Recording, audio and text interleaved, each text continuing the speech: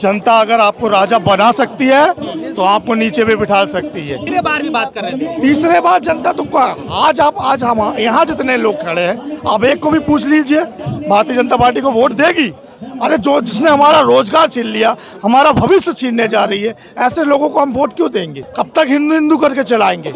हिंदू जब तक है तब तक है, और देश में ये सिर्फ नफरत की राजनीति फैला रहे हैं। इसको तो भारतीय जनता पार्टी आई तब बनी है।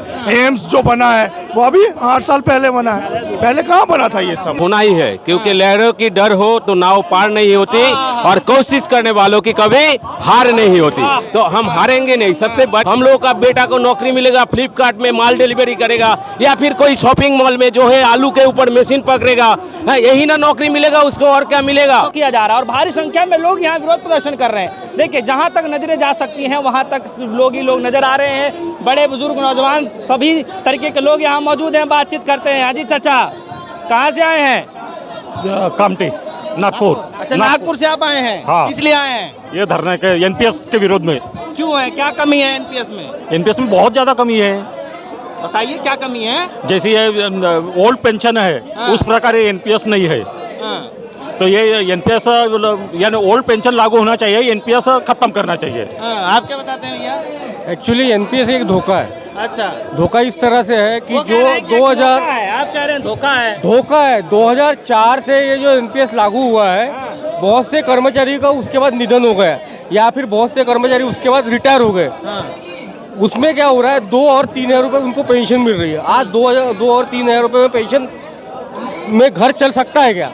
जब एनपीएस इतनी ही अच्छी चीज़ है तो हमारे राजनेता को ओल्ड पेंशन स्कीम क्यों लागू है? उनको भी एनपीएस में लाना चाहिए। अच्छा, मतलब आपका कहना है कि जो नेता है, जो मंत्री हैं, वो उनको पुरानी और- पेंशन के तहत उठा रहे हैं। उठा रहे। अच्छा। और हमें हमारे वर्करों को हाँ। नई पेंशन स्कीम में डाल रहे हैं, जो एक तरह से जुआ है। हाँ। जुआ बोले तो आज के मार्केट रेट के हिसाब से इसका कॉन्ट्रीब्यूशन और ये सारा धोखा है। आज से 15, 20, 30 साल बाद ये जब बंदे रिटायर होंगे तब इनका भविष्य इनको नहीं पता कि इनको कितना रुपया मिलेगा और कितनी पेंशन मिलेंगी। इसीलिए हम ओल्ड पेंशन स्कीम लागू करना चाहते हैं। चलिए, और भी लोग हैं, बातचीत करते हैं, थोड़ा जानकारी लेते हैं लोगों से। नौजवान भाई भी हैं यहाँ पे, बातचीत करते हैं। हाजी भैया, किस लिए आए हैं आप लोग? किस लिए आए हैं? हम लोग यहाँ पे आए हैं, केंद्र सरकार ने जो NPS न्यू पेंशन स्कीम लागू हाँ। की है। इस देश में एक 2004 के पहले ओल्ड पेंशन स्कीम थी। हाँ। जो केंद्रीय कर्मचारी, राज्य सरकार के कर्मचारी जो देश की सेवा करते हैं, उनको रिटायरमेंट के पश्चात ओल्ड पेंशन स्कीम मिलती थी, जिससे उनका पूरा बुढ़ापा निकल जाता था। हाँ। वो इसीलिए क्योंकि हम लोग जब सरकारी नौकरी करते हैं तो हमें प्राइवेट में कोई भी काम करने का अधिकार नहीं होता, हमें कोई बिजनेस करने का अधिकार नहीं होता। हम एकमात्र हम लोग सरकार की सेवा करते हैं। तो हम लोग को पेंशन क्यों नहीं मिलना चाहिए? जब ओल्ड पेंशन स्कीम खत्म करके न्यू पेंशन स्कीम सरकार ने लाया, तब ने हम उस समय हमने हड़तालें की है। हाँ। सरकार ने हमको आश्वासन दिया था, आपको न्यू पेंशन स्कीम में ओल्ड पेंशन स्कीम से ज़्यादा फायदा होगा। आप फायदे तो बता रहे हैं। फायदा बता रहे, लेकिन आज इस स्कीम को 18 साल होने के बाद जब हमारे 20 से कर्मचारी रिटायर्ड हो रहे हैं, आज उनको मात्र 1000 से 2000 रुपए पेंशन मिल रही है। बस। अगर वो लोग ओल्ड पेंशन स्कीम में रिटायर्ड होते तो उनको मिनिमम 20 से 25 हज़ार पेंशन मिलती थी। और हम इतनी सेवा करने के बाद, रिटायरमेंट के बाद अगर हमें भीख मांगने की नौबत आएंगे तो ये कहाँ से न्याय हुआ? कह रहे टैक्स में छूट मिलेगा इस नई स्कीम के तहत। नहीं, कोई टैक्स में छूट नहीं है। और सरकार ने सरासर ये झूठी सरकार है। आप जैसे कि जानते हो, सरकार जब चुन के आई 2014 में, तो जनता के साथ कितने वादे किए? आप ही बताओ, सरकार ने कौन सा वादा पूरा किया है? सरकार अपना किसान बिल लाई, कौन सा किसान बिल सरकार को अच्छा लगा, सरकार के मंत्रियों को अच्छा लगा? क्या ये हमको अच्छा लगा या किसान को अच्छा लगा? इसी तरह एनपीएस के बारे में भी यही बोला गया था उस समय कि ये एनपीएस बहुत ही अच्छी स्कीम है। इसको रिटायर होने के बाद आपको जो पुरानी पेंशन स्कीम में पैसा मिलता है उससे ज़्यादा पैसा मिलेगा। जैसा कि मेरे साथी ने बताया, उसका तथ्य अभी नजर आया, क्योंकि उस समय रिटायर नहीं होते। रिटायर होने का क्रम अभी चालू हुआ, और जो धीरे धीरे रिटायर हो रहे, जो पहली पेंशन मिलनी थी 10 साल सर्विस करने के बाद 999 रुपये मिली उसको। क्या 999 रुपये में वो अपना पूरा जीवन चला सकता है? ये एक सवाल है हमारा सरकार से। जब सरकार चुन के आती है, चाहे एक दिन के लिए वो सांसद बने, उसको आजीवन पेंशन है, दूसरी बार चुनेगा 2-2 पेंशन है। जो सरकारी कर्मचारी पूरे अपनी 40 साल सर्विस देता है, देश की सेवा करता है, उसको पेंशन नहीं है तो क्या? एनपीएस बनाया गया है तो उसमें लगता है ये कुछ सोच समझ के सरकार ने बनाया होगा, या फिर बनाया है तो क्या सोच समझ के बनाया? देखिए, सरकार सोच समझे कुछ भी नहीं बनाया। सरकार चाहती है, पहले आप इस चीज को समझिए, जो सरकारी तंत्र है वो सरकार अपनी जिम्मेदारी झटकना चाहती है। वो सरकार चाहती है कि सरकारी तंत्र रहना ही नहीं चाहिए, हम केवल सरकार चलाएं। ये सरकार पूंजीपतियों की सरकार है। और जैसे आपने बोला कि एनपीएस सोच समझ के, क्या किसान बिल सोच समझ के नहीं बनाया था सरकार ने? वो फिर वापस क्यों लिया? तो यही चीज इसमें है, सरकार को खामी उस समय नहीं दिखा। लेकिन हमारा जो फेडरेशन है एआईडीएफ लगातार जब से ये सरकार 2004 के बाद लाई है, फेडरेशन लगातार संघर्ष कर रहा है, स्ट्राइक कर रहे हैं हम लोग, सरकार को समझा रहे हैं। और जो तथ्य है अभी भी सरकार को, आज जो हम यहाँ पे इकट्ठा हुए पूरे इसी चीज को लेके हुए। और यदि सरकार का सहारा होता है पेंशन, वो आदमी को तब समझ में आता है जब आदमी रिटायरमेंट ले लेता है जी। लेकिन एक बात बताइए, ये एनपीएस जो आप लोग विरोध कर रहे हैं इसमें कई सारे ऐसे चीजें हैं जो बता रहे हैं कि पुरानी जो पेंशन मिलता था उसमें ये चीज फायदा नहीं था जो इस नए एनपीएस में मिला है। तो ऐसा कुछ है क्या? ऐसा कोई फायदा नहीं है इसमें नुकसान ही नुकसान, फायदा क्या मिलेगा आप ये चीज बताइए। जब मैं 999 आपको बताया, जब मैं 20 साल सर्विस कर रहा हूँ, रिटायर होऊंगा, जब मुझे 4,800 रुपए मिलेगा। यदि मैं पुरानी स्कीम में रहता तो रिटायर होने के बाद मुझे कम से कम 26-27 हजार रुपए मिलता। साथ साथ जो सरकार डीए बढ़ाती है 7 साल में, वो भी बेनिफिट उसको मिलता है। इसमें कुछ भी नहीं है, आपको एक पेंशन दे दिया ब्लैंक, वो पेंशन है। और वो भी पेंशन हमारी शेयर मार्केट में लगा दिया। शेयर मार्केट का कंडीशन आप समझ सकते हो कि कब जाएगा, कब ऊपर होगा, कौन इसका जिम्मेदार रहेगा। तो हमारे साथ धोखा किया सरकार ने। सरकार झूठ बोल रही है कि ये पेंशन स्कीम अच्छा है। कह रहे हैं धोखा नहीं है, मौका दिया है। नहीं, वो उसके सरकार के चमचे बोलेंगे, वो तो बोलते ही, आप बोलेंगे। कुछ संगठन हो सकते हैं ऐसे सरकार को समर्थन करे कि भाई ये अच्छा है, लेकिन जब हकीकत में आपके माध्यम से भी बताइए, हकीकत में जब ये तथ्य आ रहे हैं, जब रिटायरमेंट होने के बाद तो अच्छा होता तो हम यहाँ विरोध क्यों करते? हम विभिन्न राज्यों से यहाँ पे आए, इतनी दूर चल के 24 घंटे हमने सफर किया है, तो हमारे आने की क्या जरूरत थी यहाँ पे? एक तो रोजगार नहीं मिल रहा है बताया जा रहा है, ऊपर से महंगाई, और आप लोग तो रोजगार तो सरकार ने वादा किया था, कहाँ है वो वादा? हमारा केंद्रीय कर्मचारी या सरकारी नौकरी, ये भी एक अच्छा, युवा साथी भी बहुत है यहाँ पे, क्यों आए हैं यहाँ पे? चलिए, ये युवा साथी उसी का तो है, युवा साथी को ही तो पेंशन है। 2000 भविष्य की लड़ाई लड़ रहे हैं अपने लिए। भविष्य की नहीं, हमारी ये जिंदगी है, हमारी पेंशन है, बुढ़ापे की लाठी है, हम उसकी लड़ाई लड़ने आए हैं यहाँ पर। 2004 के बाद जो भी लगा है उसको पेंशन नहीं है, वो अपनी लड़ाई लड़ रहा है, वही तो लड़ाई लड़ने आए हैं हम लोग यहाँ पर। बोल रहे थे जल्दी। आज देखिए, आज ये सरकार पूरी तरह पूंजीवादियों की मदद कर रही है। आज देश में 90% प्रॉपर्टी जो है ये 10% पूंजीपतियों के हाथ में है, और 10% प्रॉपर्टी जो है ये 90% किसानों और मजदूरों के हाथ में है। आज हम लोग केंद्रीय कर्मचारी जो है ये बस हमारे लिए हम लोग नहीं लड़ रहे, आज हमारे ऊपर कई लोअर क्लास के ग्रुप लोग डिपेंडेंट है। आज केंद्रीय कर्मचारी इस देश में करीब 70 से 80 लाख है, लेकिन इस 70 से 80 लाख कर्मचारियों पर करीब 30 करोड़ जनता डिपेंडेंट है। वो इसीलिए क्योंकि हम लोग मिडिल क्लास में आते हैं। हमारे पास जब सरकार के द्वारा पैसा आएगा तब वो पैसे को हम लोग मार्केट में इन्वेस्ट करेंगे। अगर आज मेरे घर में गड्ढा खोदना रहा तो मैं मजदूर को बुलाऊंगा, क्योंकि मेरे पास पैसा है, मैं मिडिल क्लास में हूँ। चाहते हैं कि वापस कर लिया जाए जो नया स्कीम लाया गया है, नया स्कीम को वापस कर लिया जाए, साथ ही साथ में इस देश में सरकारी नौकरियां आने वाले युवाओं को मिले, कर्मचारियों को रोजगार मिले। लग रहा है कि वापस हो पाएगा भैया? वापस तो होना ही है, क्योंकि लहरों की डर हो तो नाव पार नहीं होती, और कोशिश करने वालों की कभी हार नहीं होती। तो हम हारेंगे नहीं। सबसे बड़ी बात है, एनपीएस खाली नहीं है, ये जो है ना, हम लोग गरीब घर के हैं। हम लोग जब पढ़ाई लिखाई करते थे तो माँ बोलते थे अच्छे से पढ़ाई लिखाई करो, तुमको अच्छा नौकरी मिलेगा। लेकिन हम एक बाप है, मेरा बेटा क्लास 8 में पढ़ता है, उसको ये बोलने का हक छीना गया है हम लोगों से कि भाई तुम अच्छे से पढ़ाई करो, तुमको नौकरी मिलेगा। लेकिन अभी जो है ना, जो हम लोगों का बेटा को नौकरी मिलेगा, फ्लिपकार्ट में माल डिलीवरी करेगा, या फिर कोई शॉपिंग मॉल में जो है आलू के ऊपर मशीन पकड़ेगा, यही ना नौकरी मिलेगा उसको, और क्या मिलेगा? पकौड़ा। और फिर तो जो हम तो है वेस्ट बंगाल से, सही में सुनिए, मुख्यमंत्री का बात सुनिए, हम वेस्ट बंगाल से है। जो दीदी बोलता है कि भाई आप घुगनी बेचो, आप चाय बेचो, आप करोड़पति हो जाओगे, ये सुनने के लिए मन बहुत खराब होता है कि मेरे बाद का जो जेनरेशन है वो खत्म हो गया।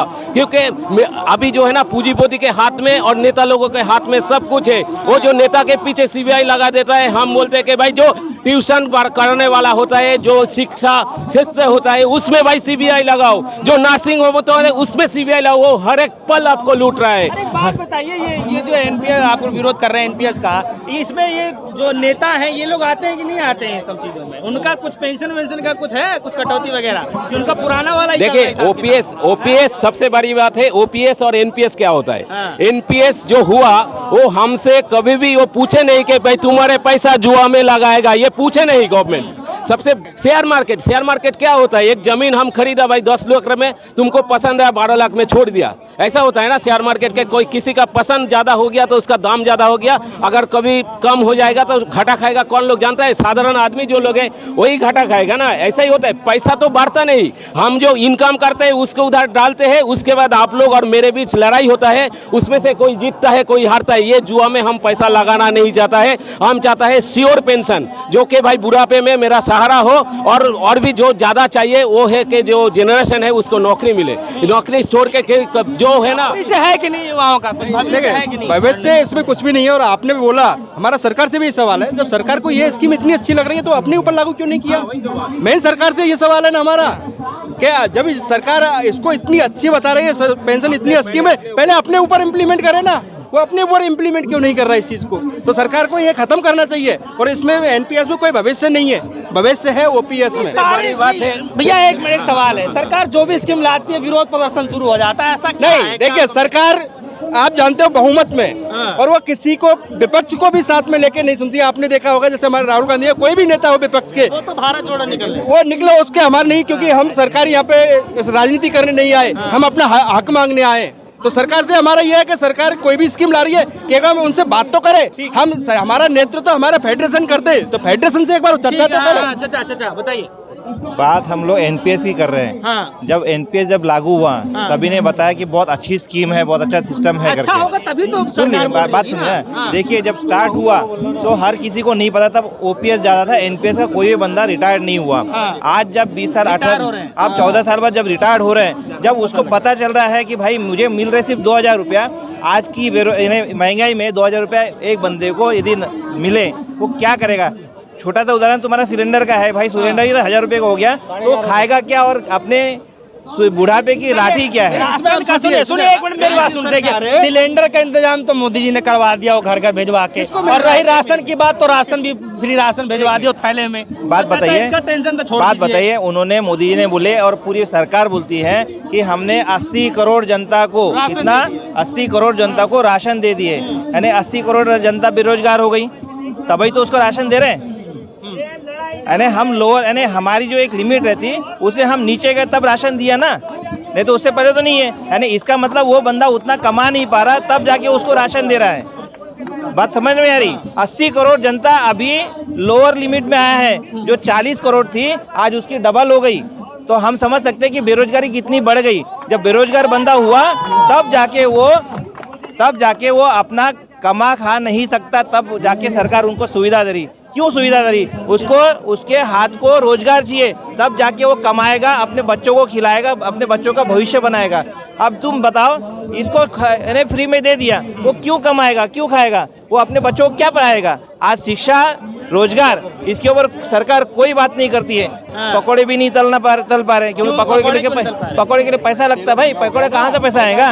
तेल कितना महंगा हो गया, गैस महंगी हो गई, सब चीजें। देखिए 2014 से आने के बाद में मोदी सरकार बोले कि भाई पकौड़े तोलो, उन्होंने उसको भी रोजगार बना दिया। एक दिन की रोजगारी उनको बोले, उनको रोजगार मिल गया। रोजगार किसको बोलते हैं?